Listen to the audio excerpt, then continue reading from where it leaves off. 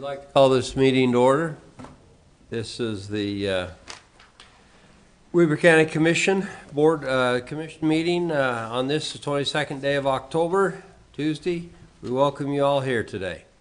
Our invocation this morning will be given by Commissioner Jim Harvey, Pledge of Allegiance by Daniel Wade, and the Thought of the Day by Commissioner Foer. So we'll go to that point. Commissioner Harvey.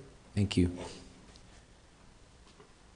Our Father in heaven, as we assemble this morning to do the work of the county, we're grateful, Father in heaven, for this opportunity. We're grateful, Father in heaven, to live in a free nation. For those who have and still preserve our freedoms, we pray for our nation, Father in heaven, and for the leaders thereon, that they will make good decisions based on truths and integrity. We pray, Father in heaven, that we'll ourselves act in a similar manner. We ask thee, Father in heaven, for a blessing on our, not just our residents, but also on our land. We are enjoying a wonderful prosperity. We pray that we'll be able to do so, and as we grow, we'll do so wisely, with care and concern for those who live here. And this is our prayer we ask in the name of the Savior, even Jesus Christ. Amen.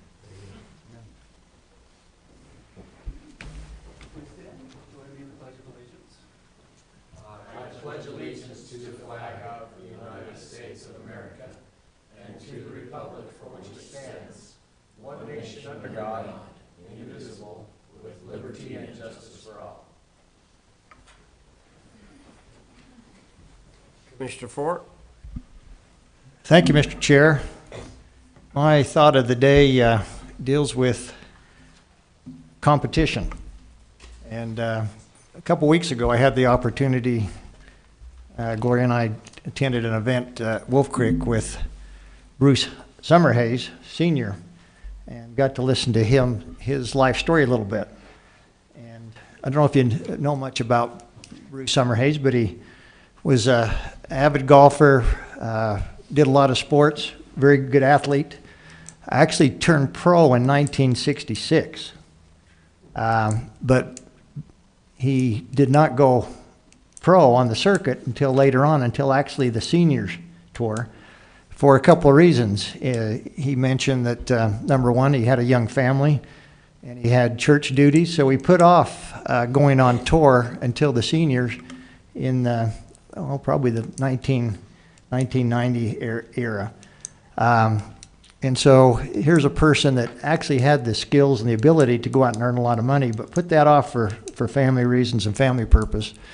But when he did hit the tour, and he talked about golfing with all the players we know, Lee Trevino, Arnold, Jack Nicklaus, and told some great stories about that. One of the stories that he remembered very vividly is, I think it was either his first or second tournament that he won.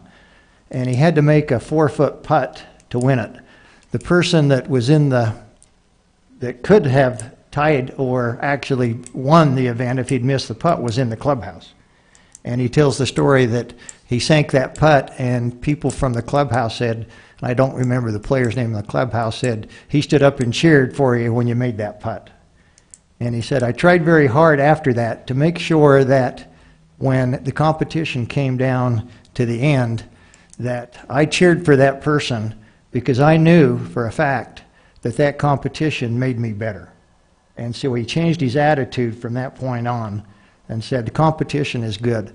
And it brought back memories in my previous life where I did a lot of running races and some competitions. Some of those races I'd pass people the last half mile, maybe 200 yards. Sometimes I'd get passed. But at the finish line, we always seemed to high-five each other and had camaraderie, because that said that competition at the end of the race is what makes a person better. Competition makes us better, Commissioners. That's my thought. That's a great thought, Commissioner. You know, I remember when Bruce Summerhays won that tournament, his very first one. Yeah. And he was kind of overcome with with emotion on Was, that day. yeah. Yeah, and I remember that very, very well. Quite a story he has to tell, and well, from a family standpoint. No, the other thing he said is he never traveled without his wife, which I thought was very touching. Yeah, that's good. Well, thank you. Thank you very much, Commissioner Ford. All right. We now have public comment. For those who've come to address us today, we'd like to give you the opportunity to stand up and talk a little bit about what's on the agenda today or items you have concern of. So just state your name and where you live and go at it. Sylvia Salisbury. I live in Ogden, 655 14th Street. In our property tax notice, I noticed that something about taxes going up next year. And mine went up a lot this year, and I'd like to know more about that. Thanks, Sylvia. We will be addressing that shortly on our agenda. Miranda, did you have something to comment today?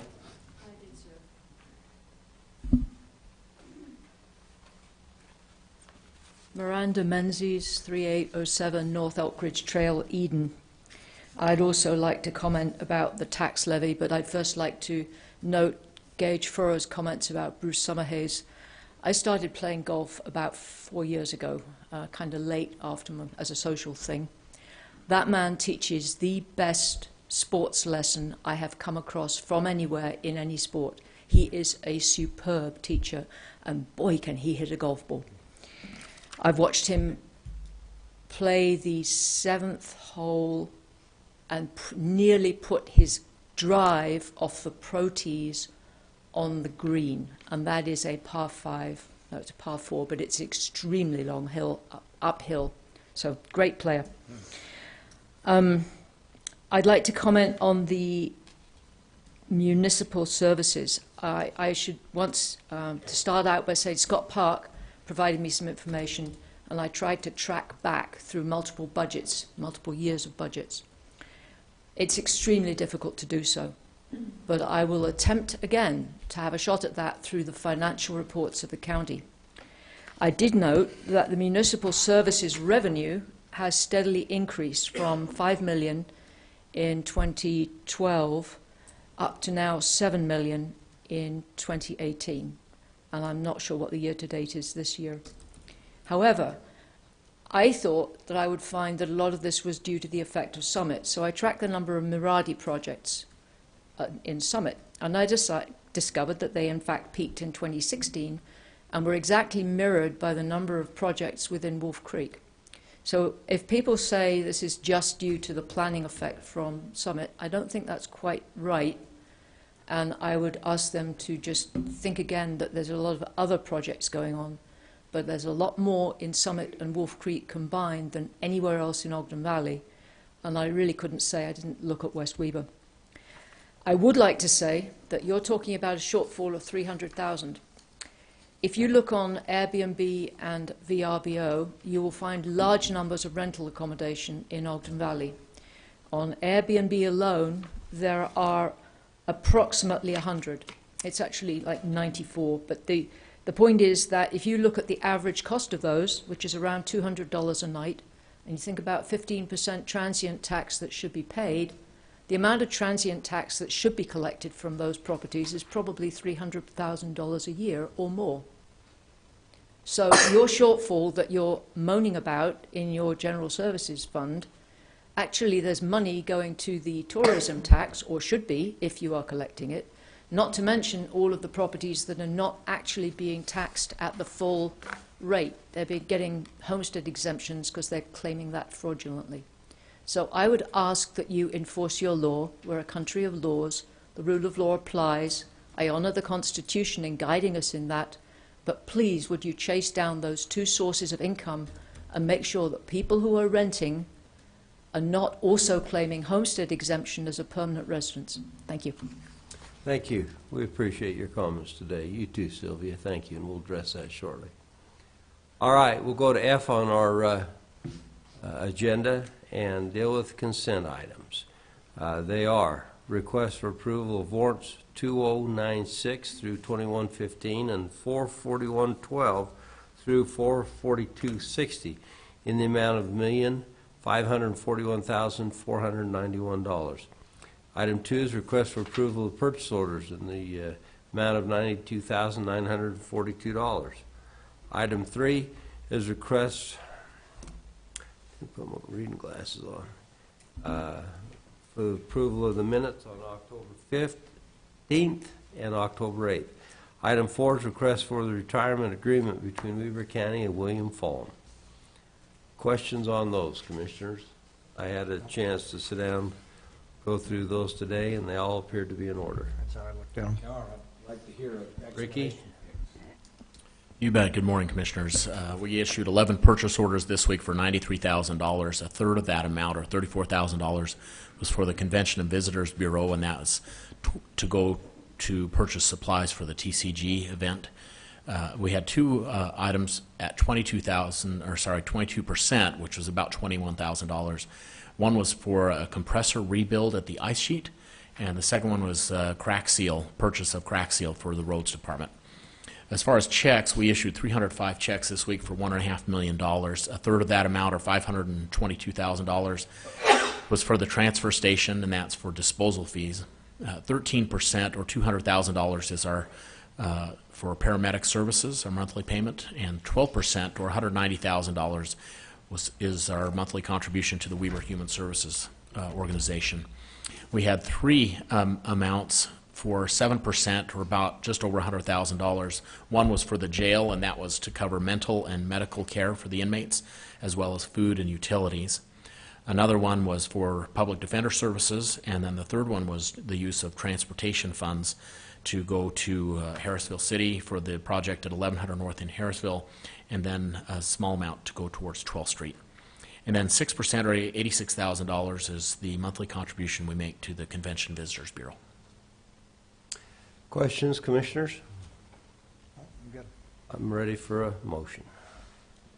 Mr. Chair, I'll make a motion that we accept the items, the consent items as listed and presented on today's agenda. Item F on our agenda.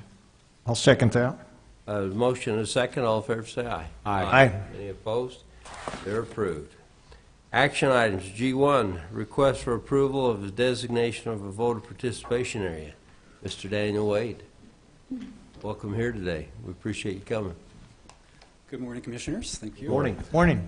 Earlier this year, the state legislature passed HB 119, which requires counties to establish voting participation areas to be used primarily for local initiative and referendum. Based on the recommendations that you provided us in a work session meeting in June of this year, Weber County Elections and the County GIS Department have created those 8 required voter participation areas. You have been provided with a map of the participation areas as well as a breakdown of the precincts and the voting populations that reside within those areas. So with that, we do ask you to approve the Weber County voter participation areas. Commissioners, you have any questions? No, I'm good. I don't have any questions. When we do go to our UAC meetings, which represent all 29 counties, it's wonderful to know that we represent a group of you folks in elections that are touted as being the best in the business in the state. And you do a great job. Thank you, Daniel, and Ryan, you're here. Thank you. How about a motion on that?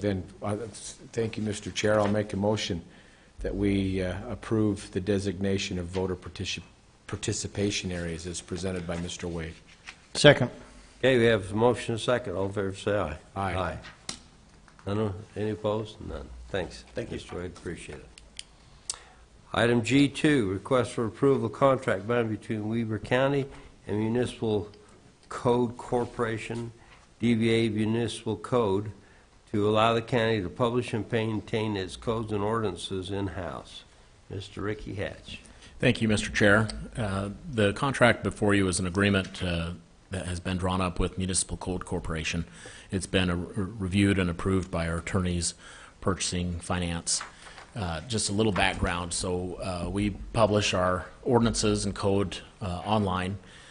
We've used Municipal Code Corporation to do this for about 9 years now. We agreed with them back in 2010 after a competitive bid process.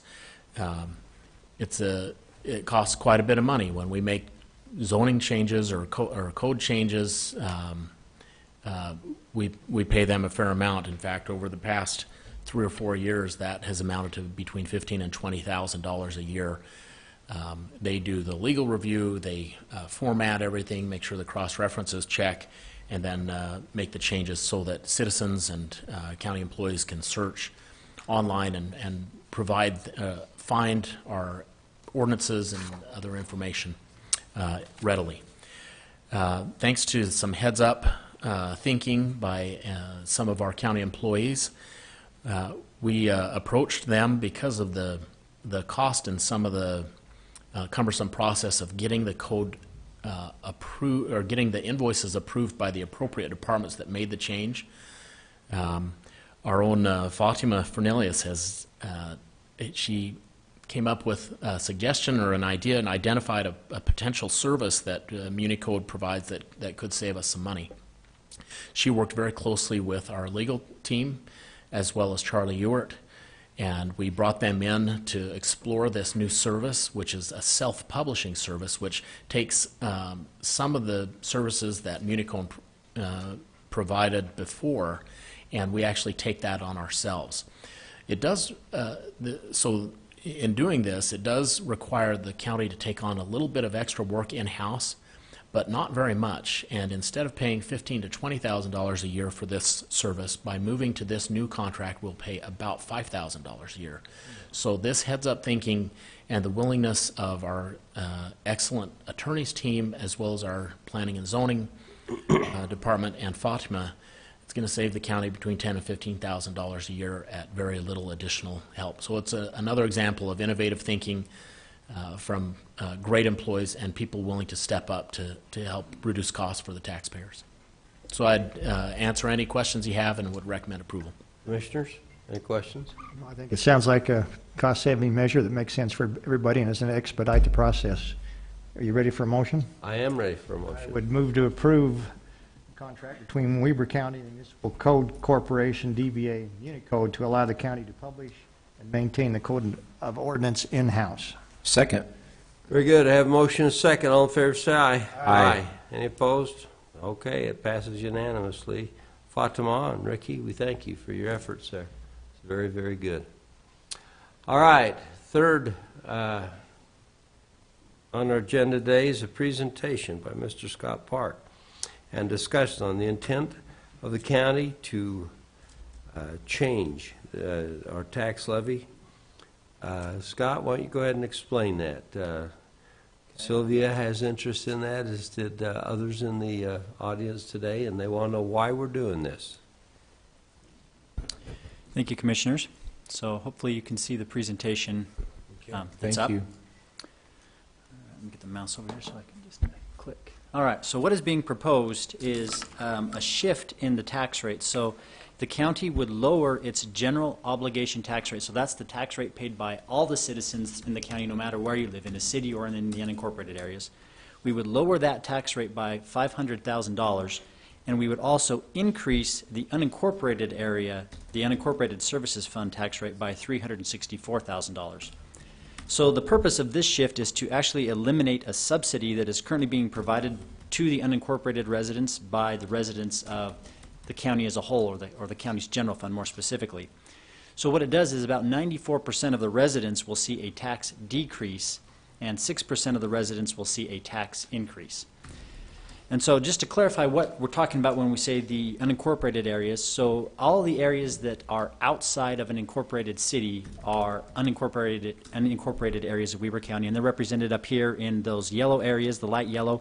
So most to the right of the screen that you see, and then also in the upper left, you'll see some areas that are outside of city boundaries. When you're outside of a city boundary, you don't have a city to provide certain services for you. So the county, you three, acting as mayors of that unincorporated area, provide the same type of services that any other city would provide. Those services include police protection and animal services, road maintenance, stormwater management, planning, zoning, engineering, code enforcement, building inspection. And as you provide those services, state statute requires that the entire cost of providing those services to the unincorporated areas be paid for by taxes or fees generated from the unincorporated areas. In other words, it's not legal to take a county-wide levy, a levy on all the citizens of the county, and use that just for the benefit of the unincorporated residents. Everybody has to pay their own way.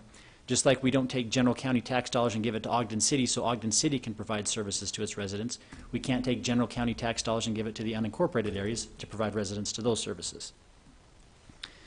So when I talk about services, that's actually defined in, or excuse me, the cost of services, it's defined in state statute, and it includes your direct costs like you would think, the salt and the road base and the time of the driver who's pushing, driving the plow truck.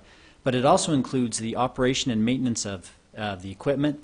It includes the cost of renting or using capital facilities, so that would be the road shop, it would be the space on the second floor here that's dedicated to the municipal services activities.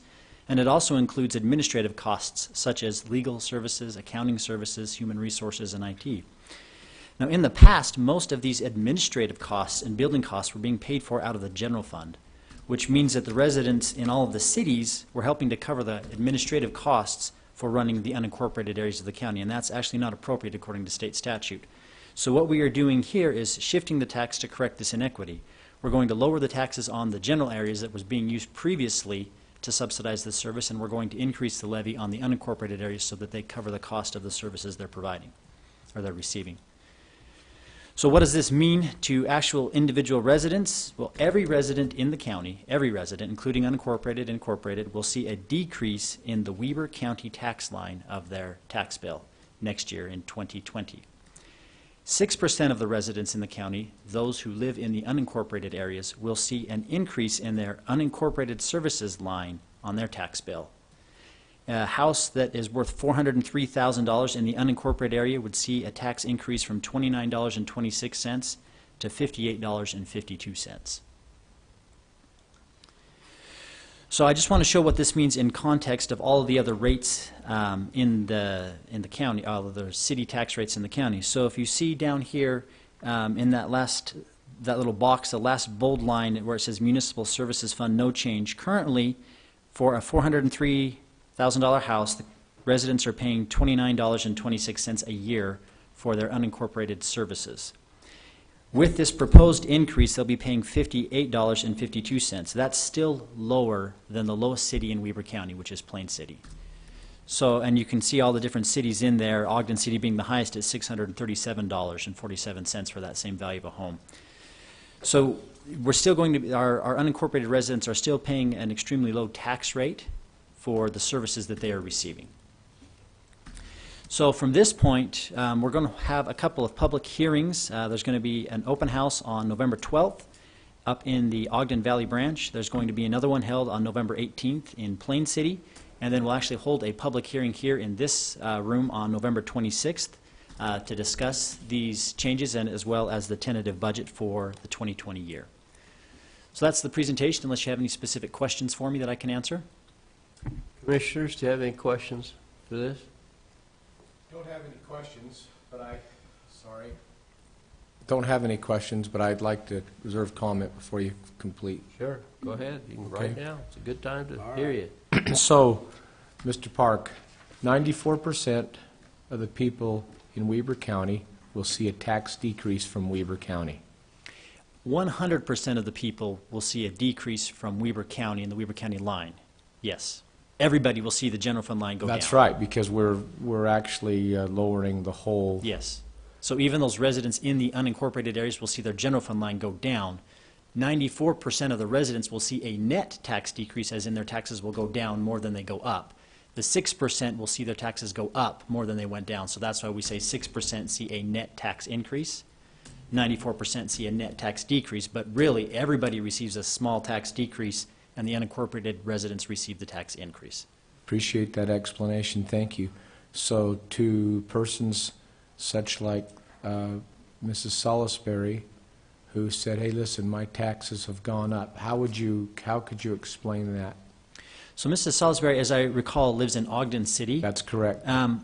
Each entity, there are 91 taxing entities in Weber County that when you get your tax bill, it's actually like a grocery store receipt of a whole bunch of different items on there. Now, when it comes across as one bill, Weber County is just acting as the collecting agent. We're not the ones levying the taxes. So Ogden City can raise their taxes. Ogden School District can raise its taxes.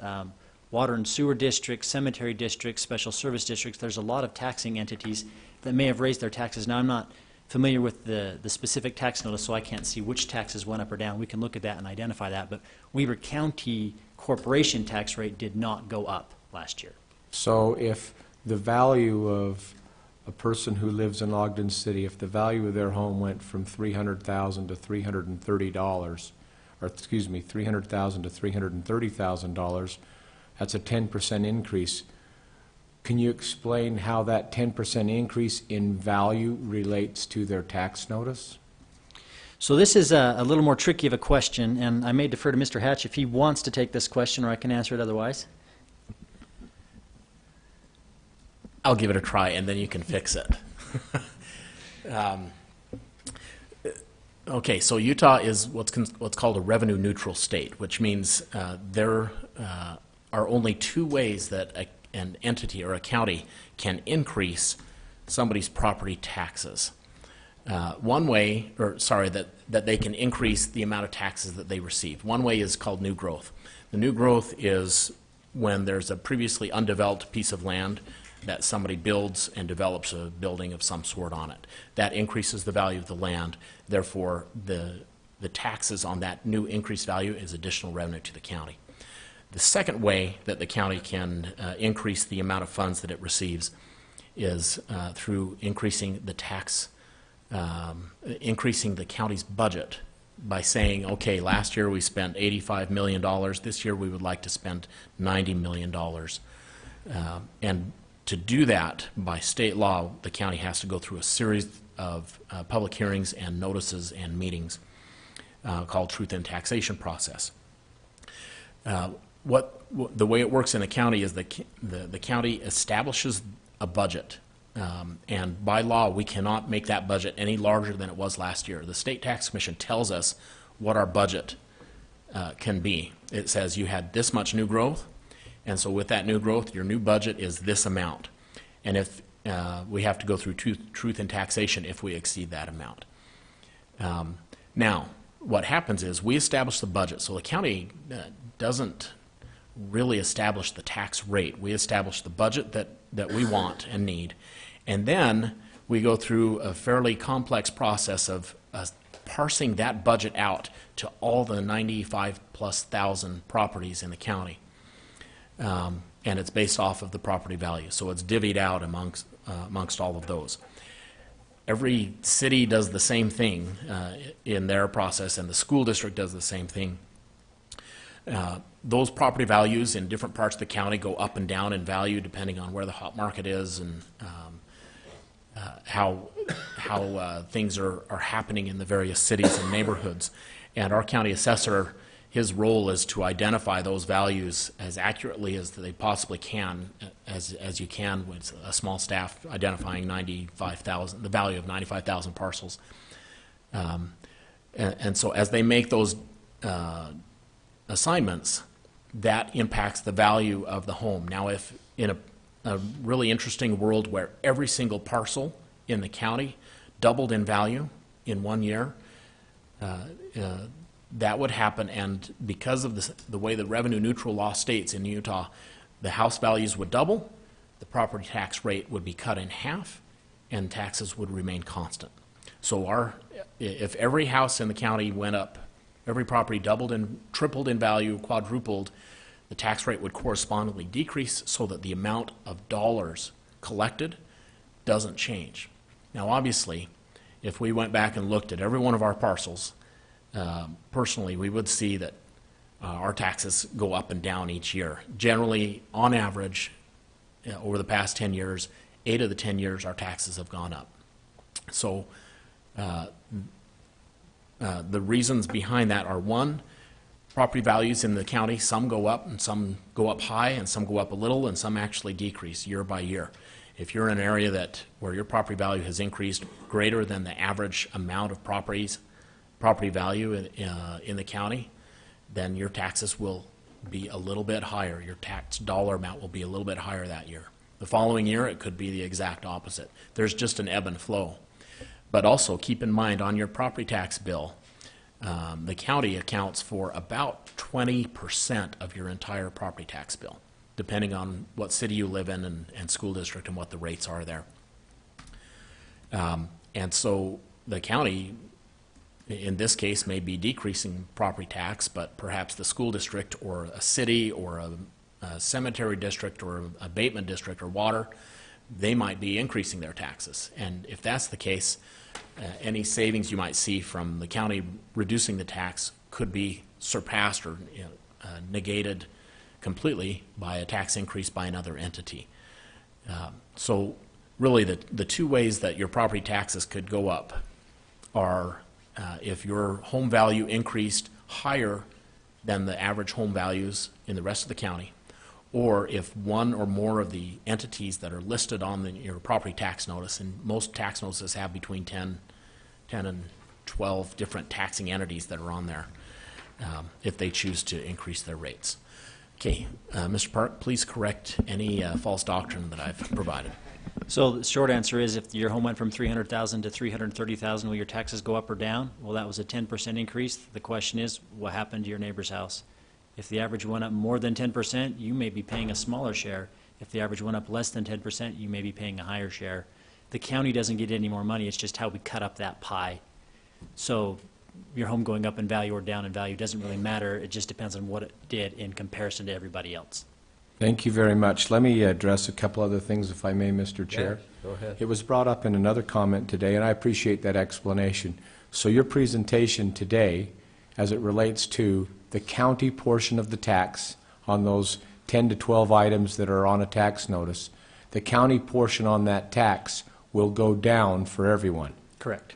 That's a kept promise then by my two commissioner friends that they would lower the tax, and that's exactly what's happening, isn't it? Yes. Very good. Another thing, it was mentioned by Ms.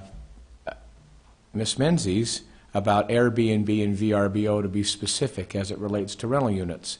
Just yesterday, I want to report on that since it was brought up. Just yesterday, the Visit Ogden or the Ogden CVB reported, that, and I can attest to this having paid it recently, that Airbnb does collect tax and remits to this county the taxes. They do that at time of checkout. So once the rates are there and you go through and check everything, then additional amount of tax is collected for transient room tax, and then Airbnb submits that to the respective counties. Now, VRBO has not been doing that, but they will start doing that in their software on the 1st of November this year. So that's another good win for Weber County. So we've been looking at that for the last little while, and we realized that there could be something. But unfortunately, through state law, and Mr. Ulibarri reminded me that it is against the law for a public entity to go after any one of those, and so we may have to look at something through state law to do that. But we're not allowed to do that any more than what we've done, and so that's where we are. I appreciate the work you've done there very, very much, Mr. Park, Mr. Hatch, and your team. It's been a great thing to be a part of. And speaking as one, this is important, you have a commission body of 3 right now, 66.6666667% of us will personally be negatively affected by this, but I plan on supporting it. I think we all do. I don't know, I won't speak for you, Commissioner, but... I have a couple of questions, if I might, when Commissioner Harvey is finished. Finally. Yes, Commissioner Farrar. So, Sean, Scott, could you go back to your slide that shows the tax rates, city tax rates? So, as I understand this, even with the proposed increase, we are still below the next city above us, which would be Plain City, by somewhat of a margin. That is correct. And we're well below right now. And so I look at this again, and as Commissioner Harvey alluded to, I actually live in unincorporated, so this does impact me directly. But I look at what I pay on my Ogden City tax bills, and speaking of, taxing entities and my businesses, my real estate, I get taxed by Ogden City. You can look at the difference between for a business, between $73.92 to the $805.28 that you see for Ogden City. And that has to do with a number of factors, but the primary factor is the services we provide. Are we giving value to our county residents? And this was a deep dive for us as commissioners to look at this on this municipal service fund. It was a situation where, because of state law, we're required to make sure that we don't create artificial subsidies.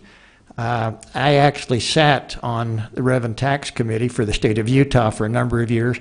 One of the issues we dealt with when this legislation was changed or amended was that exact factor, that we had counties out there that that had tax policies in place that allowed one municipality or gave the municipality advantage over unincorporated area or vice versa. And that's the reason the statute was passed, is the legislature felt, and statutes in place, and I personally feel, that the proper tax policy is that if a person or a business receives a service, they should pay for that service. And I shouldn't be subsidized by somebody else. And vice versa, I shouldn't have to subsidize somebody else. So that's the reason for the statute. I supported the statute then. I support it now. We took an oath as commissioners to abide and support both the state and federal legislation, and I intend to do that today. So this goes above just a shift. This goes to the heart of what I truly believe we as taxpayers deserve, which is equitable treatment under the law. And that's what this does. And it basically balances the fact that some unincorporated areas have been subsidizing other areas in the past, or municipalities in this case have been subsidizing the unincorporated. So again, I plan on supporting this measure. I appreciate Mr. Park's good work on this. As you well know, we've spent countless hours looking at this and deciding the best course forward, the best path that we take this. And with the general tax decrease for 100%, I want to make sure that we understand that 100% of our residents will receive the tax decrease. Those people that have been receiving a subsidy from other parts of the county or other municipalities will see an increase, myself included. That's fair. That's an equitable tax policy, which I support. Thank you, Commissioner. Mr. Uleberry is in the audience. John, could you come up and make a comment about the process you go through to value properties and homes, and how it ebbs and flows, and how you adjust that? It's quite complicated, but it's very fascinating, the science by what you do every year. Yes, thank you, Commissioner, for the opportunity. What we do is we value 95,000 taxable properties in Weber County. We do that through a number of different ways, but one of the ways that we do it is we use something called multiple regression analysis.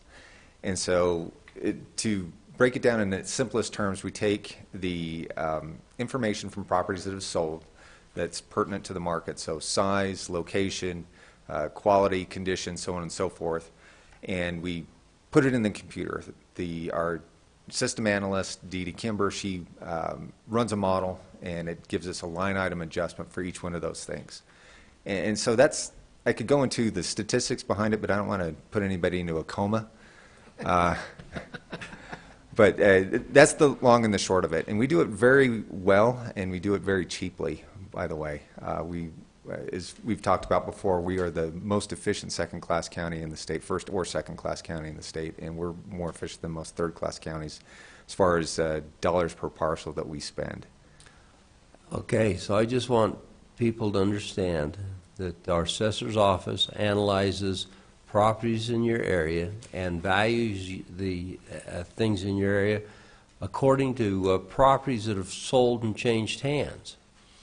And so this isn't magic. He goes out there and does it based on sales of property that have taken place. And so the science bears this out, that this is what's happening to property in your area. Secondly, if you don't like what's happened to you in your area, you have the ability to protest that change, and he will come out and work with you on that. If he has to, he'll come right to your place and reappraise it. But I'm just telling you, it's amazing to watch how fluid their operation is and how fair it is. And we appreciate what you do there, John. Well, thank you, Commissioner. Thank you. And your team. And your team, yeah, we want to. It's really all the team. It truly it is. Yeah. Thank you. Truly it is. Thank you. All right. So Sylvia, to you and others in the audience, that's a lengthy explanation. You can see how I couldn't just answer it in a moment, but it gives you the full breadth today of what's happening here and what we're trying to do.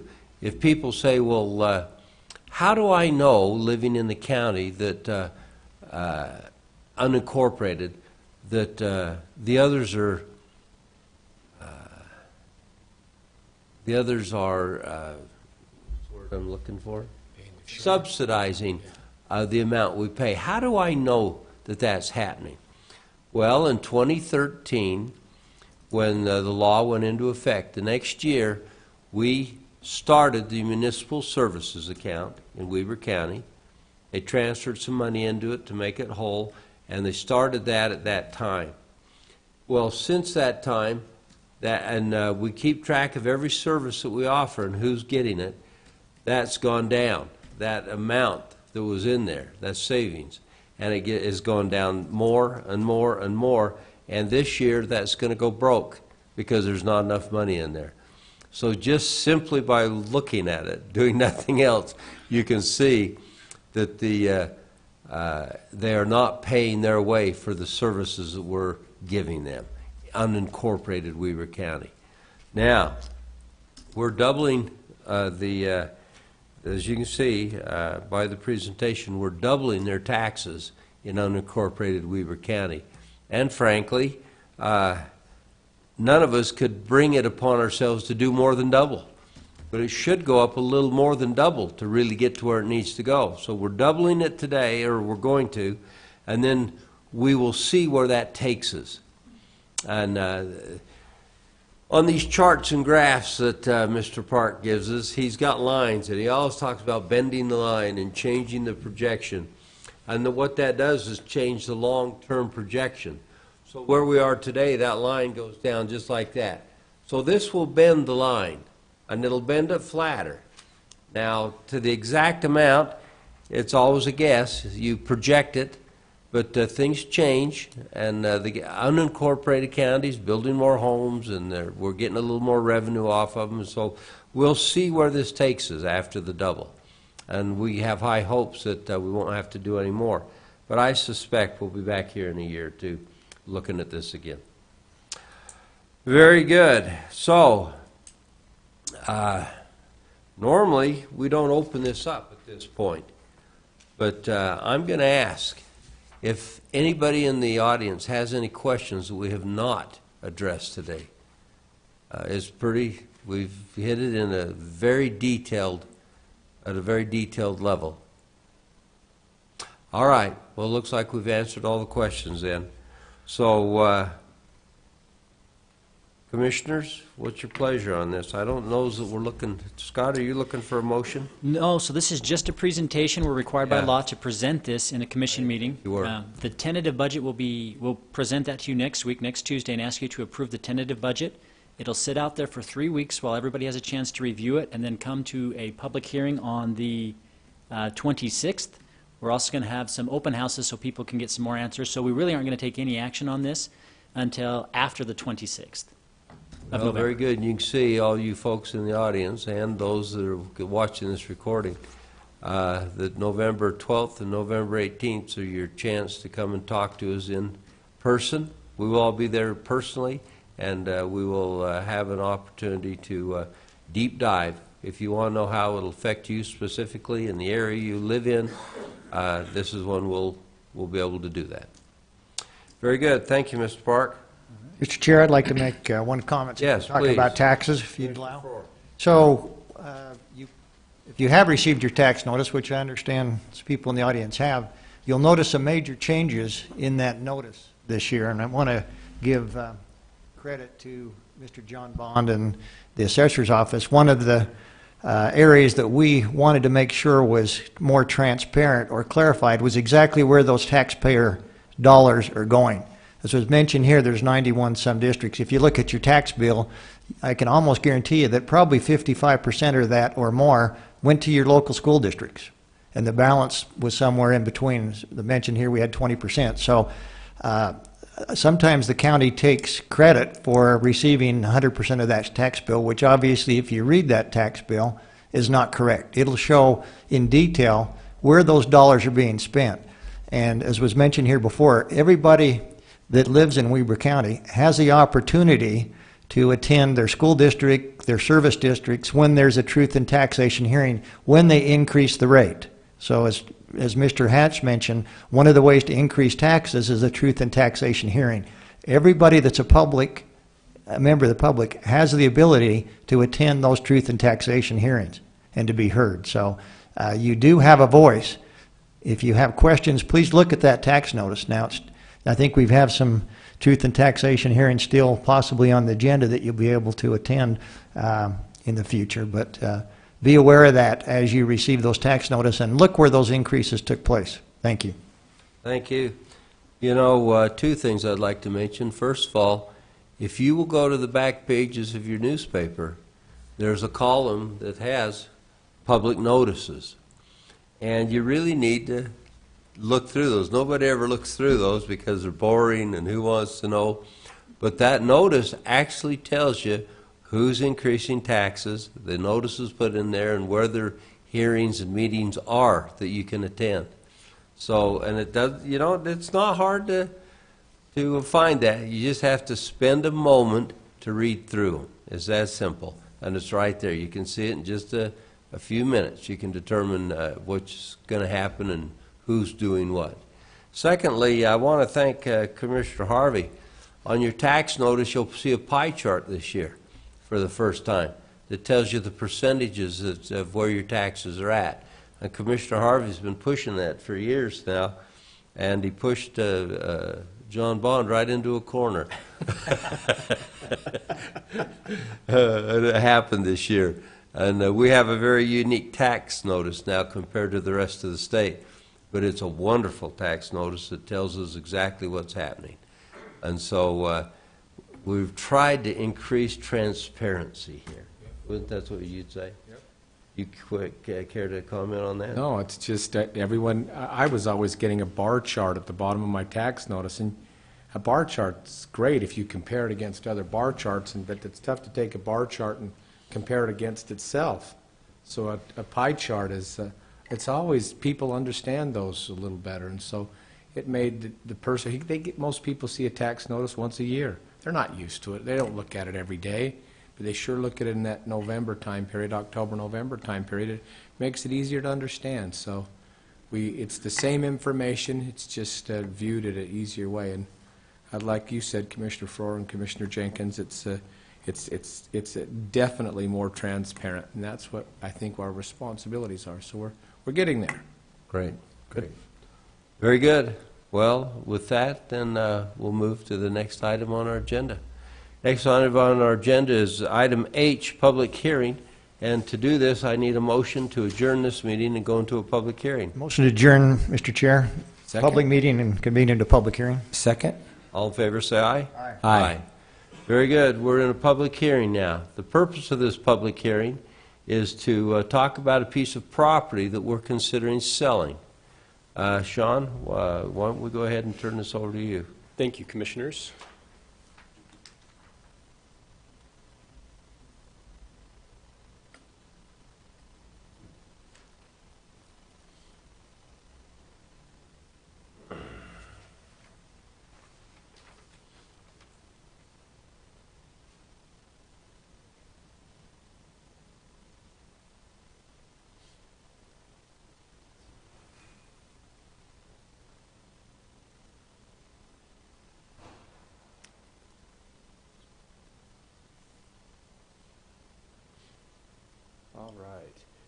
Commissioners, the property in red is a piece of property that Weber County owns out in the Weber Industrial Park. This is adjacent to our shooting range that the county owns out there. And The shooting range is on the bottom of the picture. correct, in blue, yes. Yep. So the county owns all of the property in blue. We also own the piece in red, and that is what the county is considering selling. Now, the county's code regarding disposing of real property states that if a piece of property is a significant parcel of real property, which means it has a value in excess of $100,000 or is more than 10 acres in area, then the county commission will hold a public hearing to give people a chance to comment or express interest in the property. And that is the purpose of this public hearing today. So I don't really have any other information other than this is the public hearing that's required by our code. This is the property in question. And commissioners, I'm open to any questions you may have, or you're welcome to comment and then open it up for public comments. So basically, Sean, we did not go looking to sell this. They came to us and wanted to buy it. Correct. We do have a potential buyer who has approached Weber County about purchasing this property. And the reason, of course, we would want to sell it, I'm of the opinion, now this is my personal opinion, these folks don't want to move and they need room to grow. That's correct. And we want to help them grow. And this is a piece of property that I guess you could say was land banked. It's a piece that we're not presently using. The way that we've developed the property we had, this sits outside of it. And in their request to us, we as a commission could see no reason not to sell it. Now, I guess I should say I as a commissioner. You two should probably represent yourself here. But I felt like there was no reason not to sell this. Commissioners, do you want to comment, either of you? Yeah, I think that's exactly right. If you look at that, my understanding, at least what I've been told, is the building you can see to the west of the red, where our property is anticipating expanding and needs the expansion to maintain their operation in Weber County to move to the east with additional building areas, what I've been told. And that's a logical place for them. As we looked at this site, I think back in December, January of last year, it appeared that this was not going to be a site that the county needed for future expansion. And that was the reason that that we at least gave the preliminary approval to move forward with, I believe there was an appraisal ordered and preliminary negotiations, if I'm not wrong, Sean. That is correct, yes. So, yeah, speaking personally, I think there's some issues still to be resolved with the contract. I had a discussion this morning with Mr. Crockett and Cortland, and I think we'll have those resolved in the next period of time. But at least in my opinion, this probably makes sense for Weber County and to encourage this business to expand, to look a little deeper into this potential sale. Yes, you're correct, Commissioner. Mr. Chair, the previous shooting complex director, Eric Jones, submitted to me that he had met with the sheriff and with the Weber Fire District about using that specific piece of property for additional purpose of training, some kind of a building in the future that might work for training. And he says it just doesn't contain the amount of square footage of property or shape needed to do something like that could grow. So with that, I don't really have any qualms about it, except to make sure that the service for the 300-yard range and the electrical service, which sits inside that red boundary, we make sure that we have, we need to make sure we can service the 300-yard range with a road, and then also our electrical service. But this takes a piece of property that we're currently not collecting tax on, and then we would collect tax on. So how do we control our taxes, or how do we lower taxes, like Mr. Park just we do things like this that help us, and so we don't have to increase with the economy. So this could be a good move. Very good. Sean, any more? That's all I have, Commissioners. Very good. We'll go to the public comment portion of this then. If there's anybody here today who would like to stand up and comment on this possible sale that we're looking at, now would be the time to do that. We would love to hear from you. Please step forward. No takers. All right. I'd just like to know where this is. I'm just curious. It's out in the Weber Industrial Park, right next to our shooting complex out there. So north of town, north of Harrisville. It's even further north than the fairgrounds, Sylvia. Yeah. Yeah, just north of the fairgrounds. It's on Rulon White Boulevard and just south of 2700 North. Well, very good. All right, we will close the public comment, and I'm looking for a motion to Miss- close the public hearing. Mr. Chair, I'll make a motion that we close the public hearing and move back into a public meeting. Second that. I have a motion and a second. All in favor, say aye. Aye. It passes unanimously. All right, we're now back in our regular meeting. There was a discussion whether we were going to take action on this today or not. We haven't quite tidied up the detail on, as you're looking at this, in the very lower left-hand corner of that red square, there's a white dot.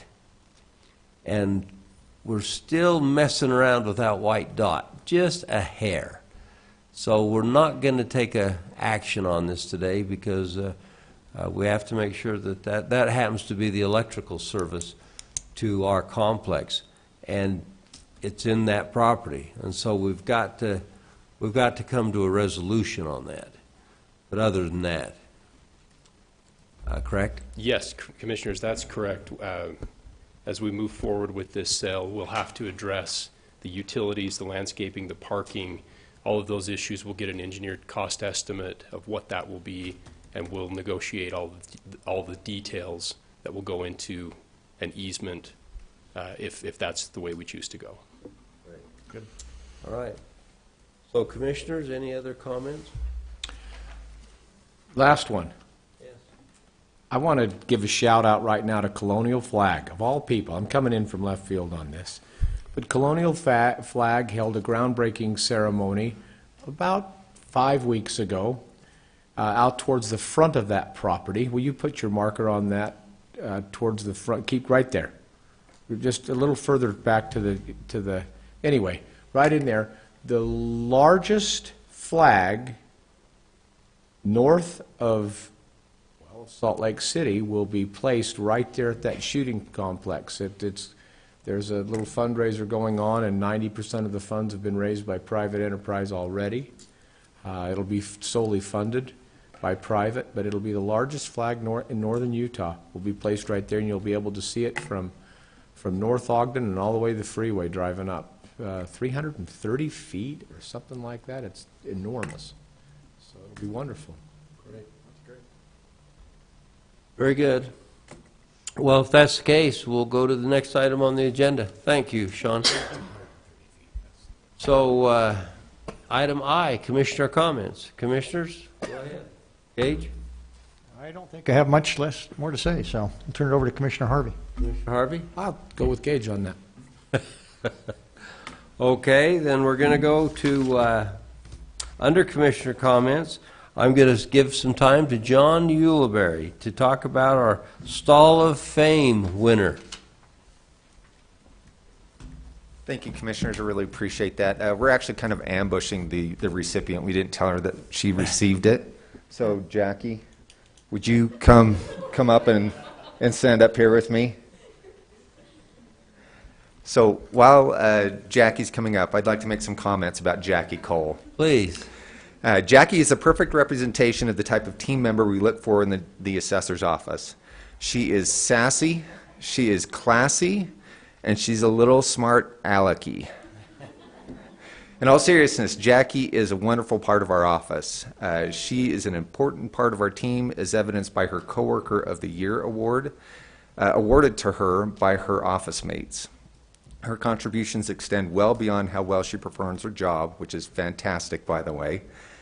Jackie always does her work plus more. Some examples are, Jackie's always ready to assist her teammates with customers at the front counter without anybody asking her. It's like she has this extra sense of when somebody needs some help. Oftentimes that's her department head when he looks lost. Once Jackie completes her work, she will ask a teammate if anyone needs or wants any help. She helps with tasks that are beyond the scope of her position. She makes everything run smoothly, which we all know, anybody that's administered an office, you need to have somebody like Jackie there because she makes your life just absolutely heavenly. She assists and supports new hires. She never demeans them when they make mistakes. Instead, she shows them alternatives and helps them understand the correct way to complete the task. Beyond all of Jackie's exemplary work is Jackie herself. She is simply a great person, and that's the real reason why she is so important to us. Jackie is pleasant and she is kind. She also seems to know how to lighten the mood, even going to the extreme of telling a teammate who's having an exceptionally bad day that they were an ugly crier to lighten the mood. And this really made them laugh. Jackie's a member of our party committee. She makes delicious food, and she even gently guides the socially awkward among us in a uniquely Jackie way that makes everybody feel good. I'm proud to have Jackie as a member of our team, and she is a well-deserving recipient of the Stall of Fame Award. Thank you very much. I think we should now follow this with applause. Yes.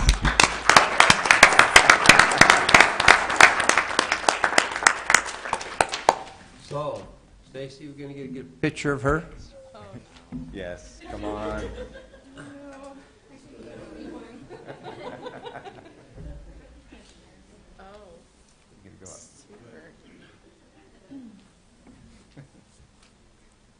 have a crown in my office. I'm really upset I didn't. Right here. Okay. We're going to give you a little, so the Stall of Fame, you get a parking stall, right? Yeah. Yeah, you can put your key on it. There you go. Okay, thanks. Thank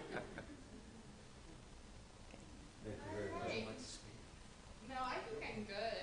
John said so much more than what's in it. Thanks.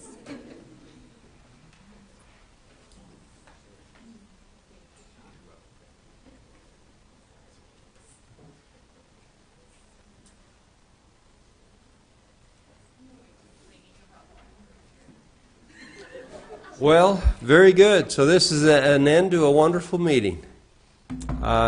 We thank everybody for attending today, and Jackie, congratulations to you. And with that, I'm open for motion. Motion to adjourn. Second.